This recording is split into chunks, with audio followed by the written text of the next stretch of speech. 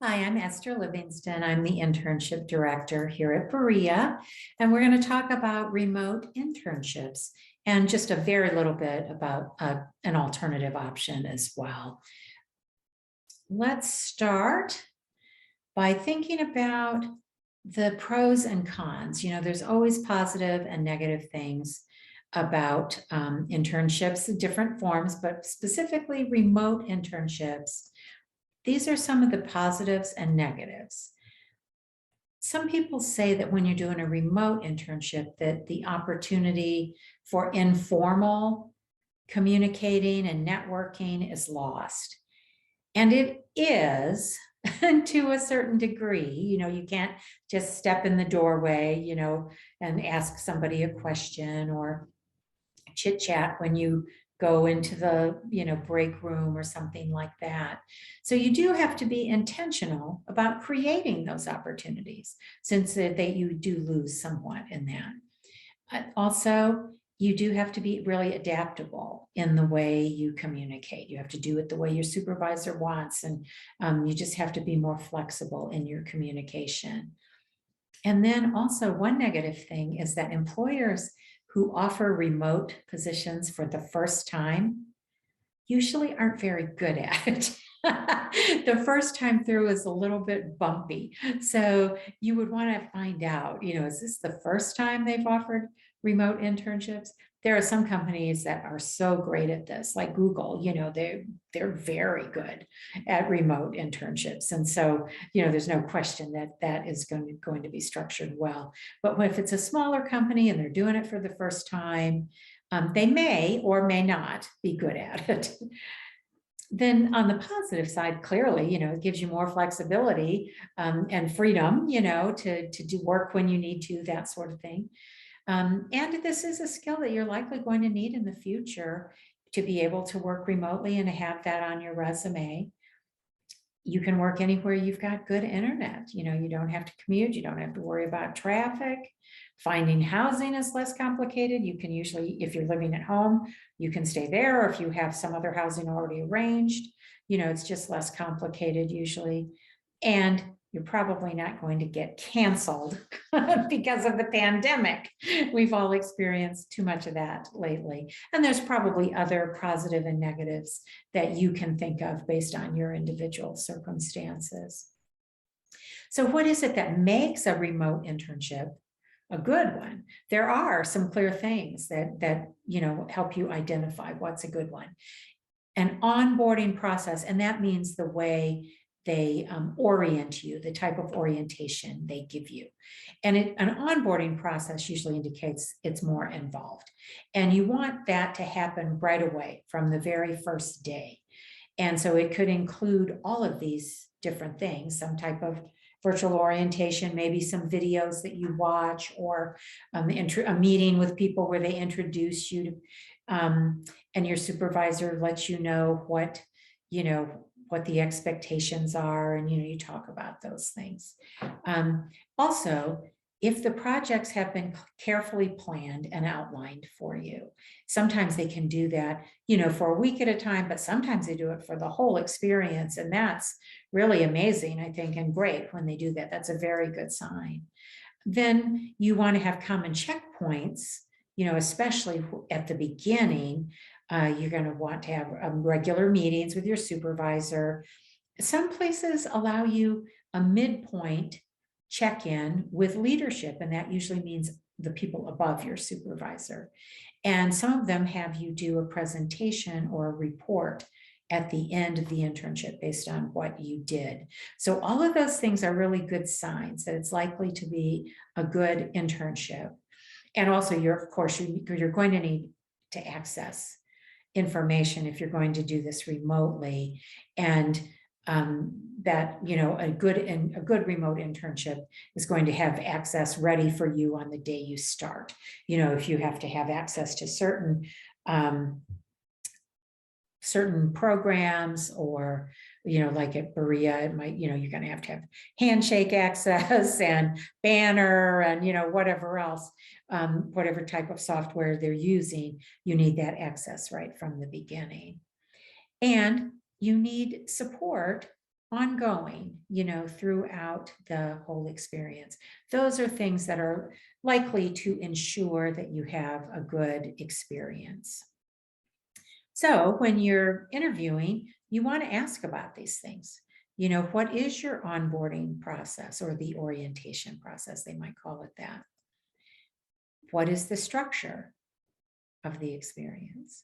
And you can always come back to this video if you need to write these down. What apps or virtual communications tools do they use? And do they expect you to use your own computer, or are they providing one? Most places will ship you a computer, a laptop, with everything already loaded on it. And this has to do with confidentiality and privacy and that sort of thing, usually. So, but most of the time they don't expect you to use your own. And if they did, you would want to make sure that you, with IS&S, if you can, upload this particular software, if there's no conflict of interest, or security issues in using that.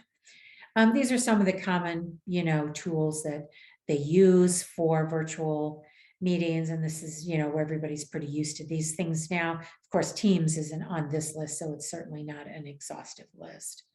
And then think about what your goals are for the internship. They're probably very similar to what they would be, whether it's remote or in person. Obviously, you want to make a good impression. You want to maximize your learning. You want to learn as much as you can. And you're there, you're there to support your supervisor and contribute to the organization. So those are the top three. And then you want to get really good at this, working remotely and communicating using the different tools for remote or virtual communication. This is all great stuff that you can add to your resume and make you a really, attractive candidate when you start applying for other jobs. So you may have other goals too, besides these, but these are the ones that I would think would be very common. Now, when you do have an offer for a remote internship, you're going to need to figure out where you're going to work, think about that. And you want to make sure that it's going to be someplace where you can focus and you won't have, distractions or minimum distractions. This does not mean you're going to be on the sofa, in the living room when everyone else is playing video games or watching TV. That's not going to be good. So think about where you're going to do this. Ideally, it'd be great if you could have a dedicated space someplace, even if it's like an area, a corner of a room, or someplace where you can close a door, and kind of, it's also a place where you can focus and not be distracted. But then at the end of the day, when you're done with your work, you can also get up and leave that area and not go back until it's time to work the next day. And then don't forget the ergonomics, and that means your posture and comfort, is it the kind of chair that's going to, just kill your back or your neck or something after you sit in it for more than 3 hours? This would be some dining room chairs, they don't work very well for more than just an hour or two. So think about that and try to be as comfortable and healthy, as you can in the way you sit. With carpal tunnel, you want to be careful about not having your wrist in an odd angle, because you're working at a table that's too high or whatever. So do as much as you can to make it, ergonomically comfortable and healthy for you. Then create structure for yourself. They might say, oh, you can work whenever you want to. Well, that's fine, but figure out what that structure is going to be for you within some parameters. And you want to get ready in the morning, get ready like you're going to work, turn off distractions, turn off your phone, or, put it on silent, put it away so you don't hear text messages coming in, and set ground rules with any family members or roommates that you have. Very clear, don't disturb me if I have this sign on the door, this paper, or the sticky note on the door. I'm in a Zoom meeting with, don't interrupt at all, that sort of thing. So set up those rules and do take breaks as you need them. Now, remember I said, you do lose a little bit of the networking opportunities by being remote. So you do have to be intentional about that. And so if you if part of the structure of the internship does not include a regular meeting with your supervisor, you might ask for that, especially at the beginning. And then you will want to maybe identify other people that you would want to learn and talk from. It could be any of these, people that you might have met in meetings that you thought, oh, I'd like to hear more about what they do. Or maybe people that you have to interact with. Like if you're, every day you're emailing somebody in, purchasing or something like that.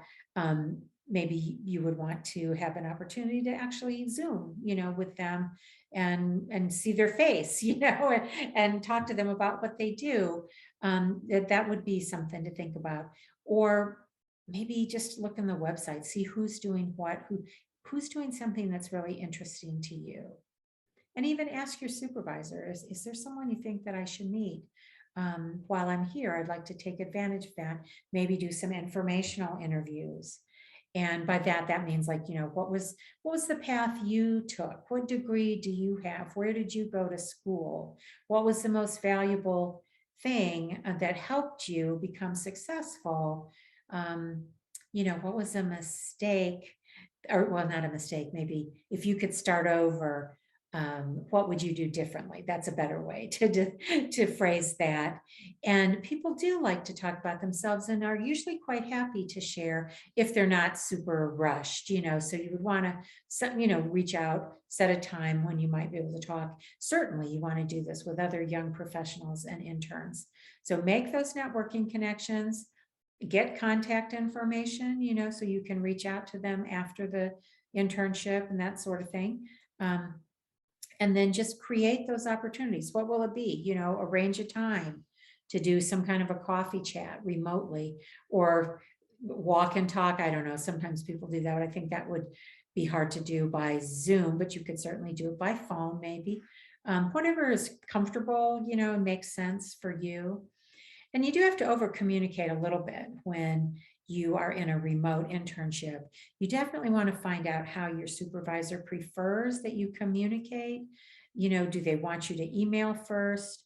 Do they want you to use Teams and do it, face to face virtually, and then how often do they want to communicate with you?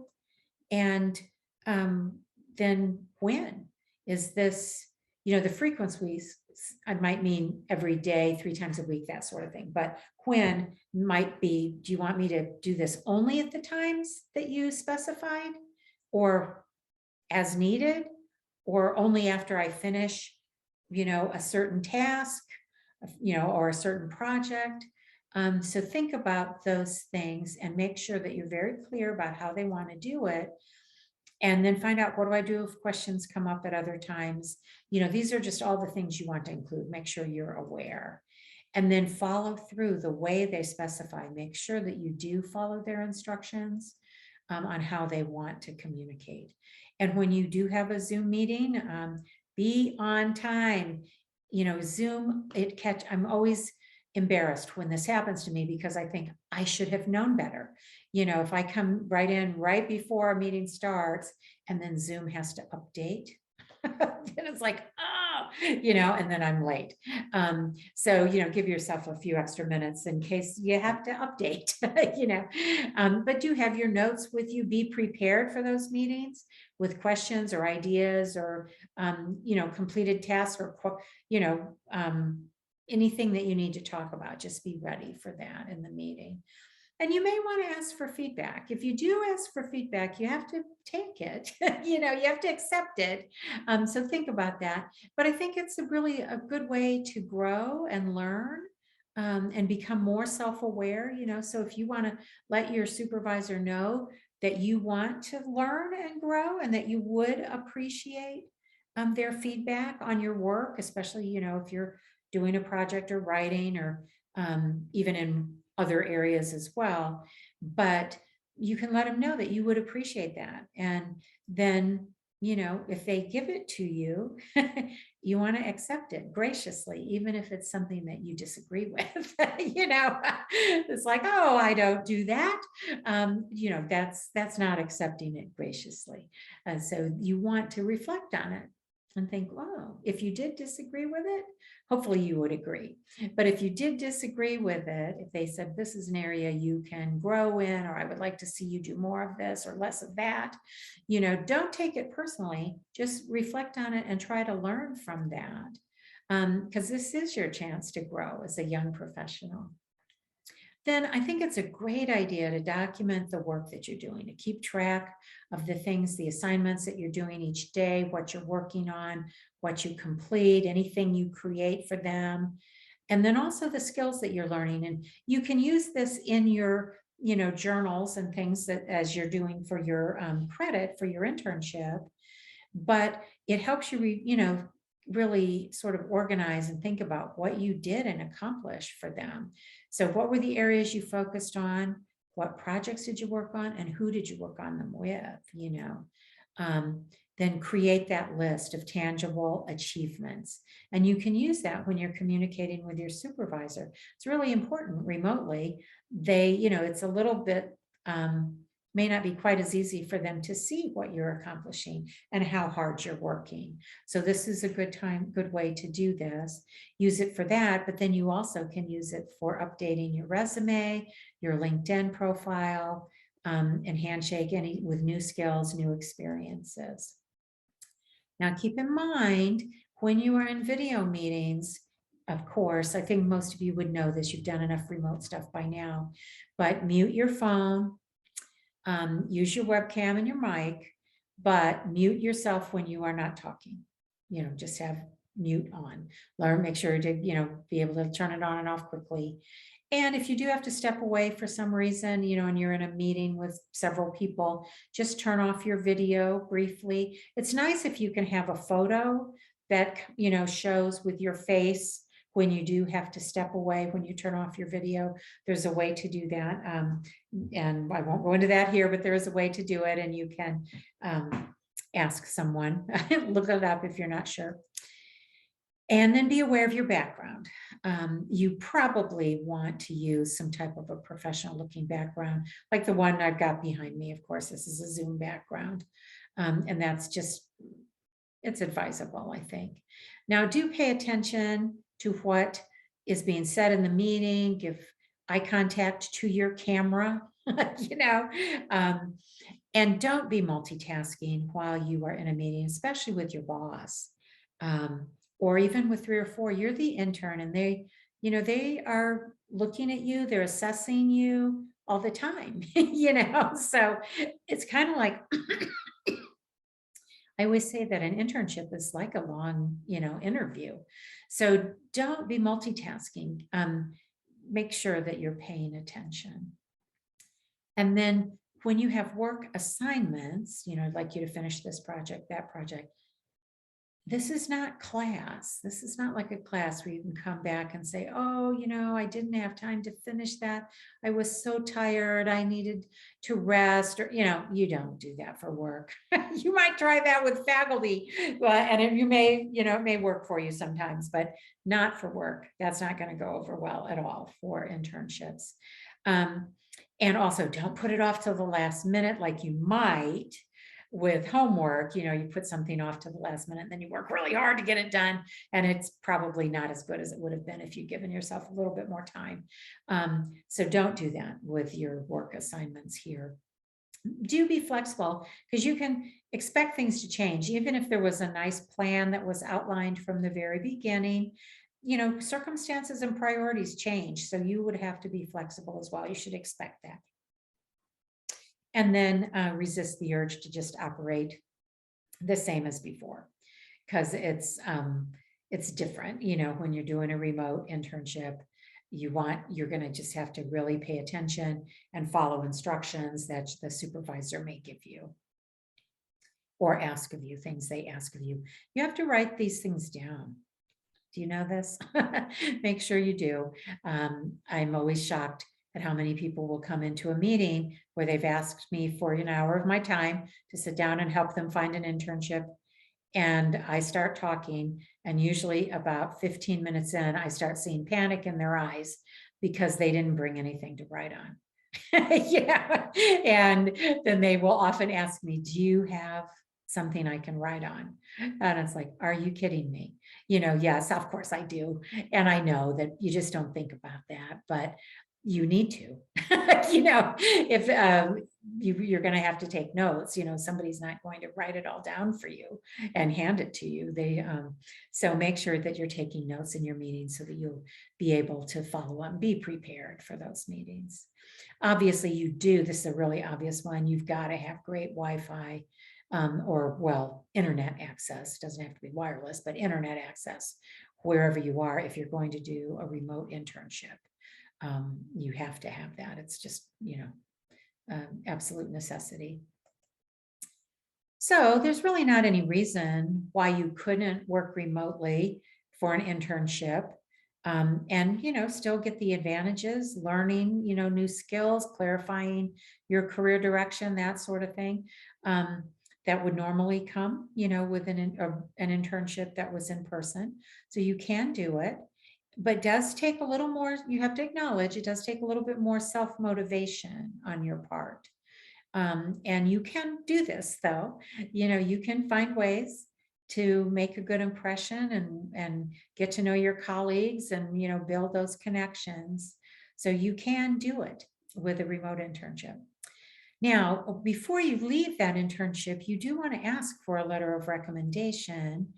And you have to think about who you would ask. Normally that would be your supervisor, but sometimes you work more closely with someone else and you only see your supervisor once a week or something like that. And so you would just have to assess who would be the best person to ask. It needs to be someone who knows your work and can write about your abilities, and when you do ask them, you want to ask them very politely, don't assume they're going to do it. And you want to give them enough time, 2 to 3. And of course, this is different depending on the length of your internship. It has to be long enough that they can see your work and how you work and feel comfortable, but also it has to be soon enough to give them enough time to do it before you leave. So usually maybe 2 to 3 weeks. I would think 3 weeks would be about ideal. If it was an 8-week internship, you would have been there for 5 weeks already. They would know, if you're doing a good job and be comfortable with you asking for a recommendation. But then that gives them enough time to do it before you leave as well. So now when I say don't assume they'll do it, sometimes, it's easy. Sometimes this is true of students and faculty because, the student feels like they know the faculty member, but the faculty member has 20 students, so it's a little different. Your supervisor might be the same, they might be supervising 15 people. You feel like you know them better than they feel they know you, perhaps. So you always want to ask, and this is a good example right here of how to do that. I like the word, if you are comfortable doing this, like this, I'm going to need a strong letter of recommendation when I start applying for jobs after graduation. Would you feel comfortable writing a recommendation for me? And just, hopefully they will be honest with you. And if they aren't comfortable for some reason, so because you don't want someone writing or if they don't feel they know you well enough to say much, about you. It might not be there's anything negative. They just don't feel they know you well enough to say much, So that's why I would ask and try to get the, honest answer from them. And then when they do agree to write for you, see if there's anything they need. Make it easy for them. Can I send you the dates of my internship, something that was a highlight, that kind of thing. This is an ideal time to provide that list that you kept of your achievements, some type of a sort of a report about the things you did that might help them write about you in the recommendation. And if there's any specifications you want, like it has to be a PDF, normally it does. Normally it has to be on company letterhead, that kind of thing. Make sure you let them know about that too. And if for some reason you've asked them and they said they would do it, but it's, taken 1 or 2 weeks has gone by and you don't have it yet, definitely follow up with them, ask about that, just say, I'm following up, I haven't received that yet. Are you, is there anything else you need from me? That's a good way to put that. And then hopefully they'll get it to you after that. But if not, then you follow up again if you have to. Probably after following up twice, I'd give up on it. There's either they're so busy they can't do it, or there's some reason they're not comfortable doing it. They're hesitant or something. So, but anyway, then you send a thank you message after that. Thank you for. Be sure that you express your gratitude that they did that, and stay, in touch with them. Give them updates, from time to time. And you may also want to ask them if you might be able to use them as a reference in the future when you apply for other positions. And if they say yes, then you need to know that the etiquette is you always ask right before you do it. Like if you're applying to this internship, or you're applying to this full-time job after graduation, you email them and say, I am applying for this position. Or you might even start out by reminding them that they said they would be a reference. So you might say that, thank you so much for agreeing to be a reference for me. These are the positions. I'm applying for these 2 positions, and may I list you as a reference, and confirm the email or the phone number that they want you to use. Okay, so that's a good way to do it.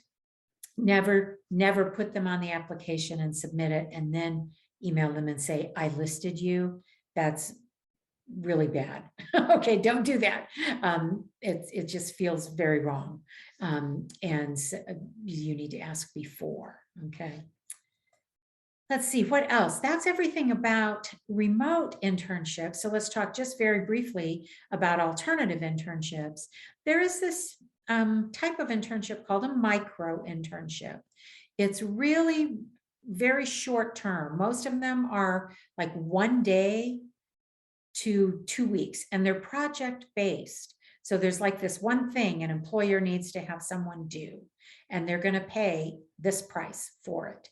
And Parker Dewey is one company. They're listed on our website under internship opportunities. If this is something that might be of interest to you, there's no credit, there's no funding available for these, because it's like 1 day, or 2 weeks or something.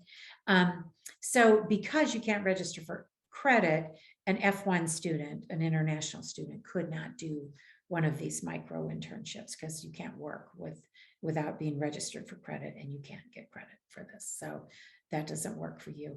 And usually the employer, they pay a flat rate for the project. And it's, they might say, this is what we want you to do. We're paying $200 for it. Well, if it takes you, half a day to do it, you still get $200. If it takes you 3 days to do it, you still get $200, so you have to kind of just agree that yes, you're going to do it. And I did ask Parker Dewey, how does that really work out? Are employers very good at guessing how long something's going to take someone? And they said they felt like the employers really thought it took longer, and that most people finished it sooner. That, like, if the employer thinks this would take 5 days to complete, that often the student, completes it in 4 days or something. So that was their response anyway, when I asked about that. Now, you want to be aware if there's any tax liability for you, because they do have you work as an independent contractor, is my understanding. However, they implied that there was no tax liability, and you just want to confirm and be aware of that. Is that really true for you? I know there's usually a threshold where you can make a certain amount of money. Like years ago, I worked as an independent contractor for a magazine for a while, and I was only working on this one project. It was, I didn't work that many hours at all, but so I stopped when I got to the threshold. I knew that in Lexington at that time, if you made $600 or above, you were liable for all the taxes. And I'm talking all the taxes, Social Security, FICA, all those things that employers normally pay for an employee, you are responsible to pay as an independent contractor. And that's, you don't want to do that. You lose your money. I don't think that would really ever come into play for you, because these are such short term. If you made $300, that's not going to reach the threshold. And I'd imagine the thresholds are different from state to state, and they're probably higher than $600 now. They're probably higher, but I don't know. So just kind of be aware of that. Do a little research and ask Parker Dooley, perhaps, if you did one of these. And these were, really very competitive and in demand throughout the pandemic, when people weren't able to do a lot of things in person. These remote options, and these are all remote, if I didn't say that, these were very much in demand, but I think that has eased off a little bit now. There's a very brief application process that for this, it's very simple, and there's just one single virtual interview. You normally, is what they tell me. But this is really important that these positions assume that you have the skills to complete the project on your own. So this means, like, if it requires Excel and you don't really know how to use it very well, there's no one that's going to teach you, or show you how to do it. That's not what this is. There's no one that you're asking questions of. They tell you at the beginning, this is what we want, this is what we want you to do. And then you're pretty much on your own till it's done. So it does assume you can do it. And the college, we don't expect that you'll be doing this while you're taking classes at Berea. This is the kind of thing you would do, on the winter break or spring break, or even in the summer. Sometimes, you've got a couple of weeks on either end of the internship period that you may not be working. So that might be a good thing for you at that point. So that's one form of alternative internships. Of course, you can always do a non-credit internship. At Berea, most people do want the credit because it will fulfill the ALE. It's a good way to sort of, bump up your GPA. Regular internships are, and remote as well. But so most people do want it, and you have to get credit if you're going to have funding. So, that sort of goes hand in hand. But if you are in a situation where you don't have to be registered for credit, so that would mean you're not an international student and you're in a position that's being paid by the organization, and you've already got enough credits and your GPA is fine, you could do that internship for no credit at all. That would be fine. That is another alternative. You don't have to be registered for credit to do internships if you don't need the funding, and you don't have to be, as part of your visa status. So, okay. These are just some of the sources I used, some of the articles were from Handshake. They've got a lot of great resources out there. And so if you decide to do a remote internship, think about these things, and good luck to you.